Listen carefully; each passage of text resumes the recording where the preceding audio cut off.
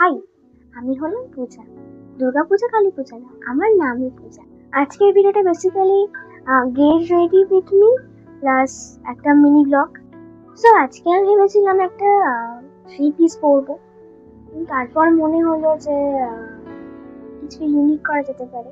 যেহেতু ময়দান যাচ্ছি, তাহলে শাড়ি পরলে কেমন হয়, আজকে শাড়ি পরবো। আজকে আমি এই শাড়িটা স্টাইলিং করব। তো আমি হয়ে গেছি রেডি। এই শাড়িটার সাথে আমি এই ইয়ারিংস গুলো পরে নেবো।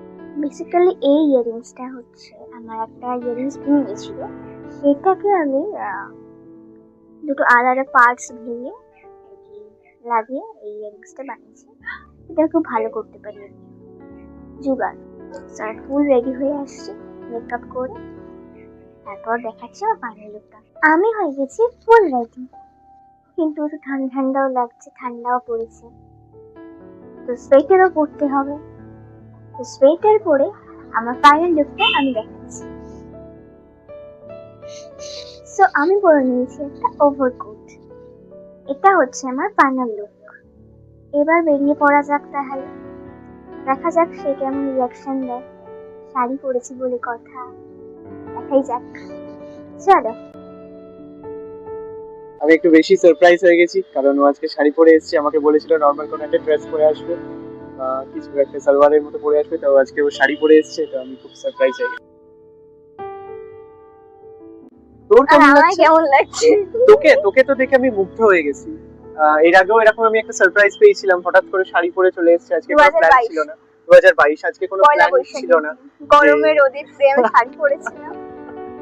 হ্যাঁ, আমরা সেই রোদের পুরে আমরা ইডেন গার্ডেন্সের ওখান থেকে আমরা মিলেনিয়াম পার্কে গেছিলাম। তখন যদিও আমরা অনেক ছোট ছিলাম, আমরা কলেজে পড়তাম। কলেজে সেকেন্ড ইয়ার না? Second year. এখন কলেজ শেষ, ইউনিভার্সিটি শেষ, এখন সব শেষ। আমি কিন্তু আমার খাওয়া চালাচ্ছি। হ্যাঁ, আমি বকে যাচ্ছি, ও খেয়ে যাচ্ছে রে। এই হচ্ছে সুযোগে ও টপ করে কিন্তু খেয়ে যাচ্ছে।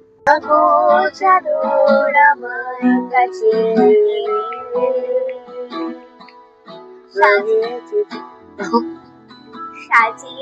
ছোট্ট সাজিয়েছি ছোট্ট এক বালিশন, রাজিয়াছি আজকে বৃষ্টি নামো। একদমই না, বৃষ্টি নামলে প্রবলেম হয়ে যাবে।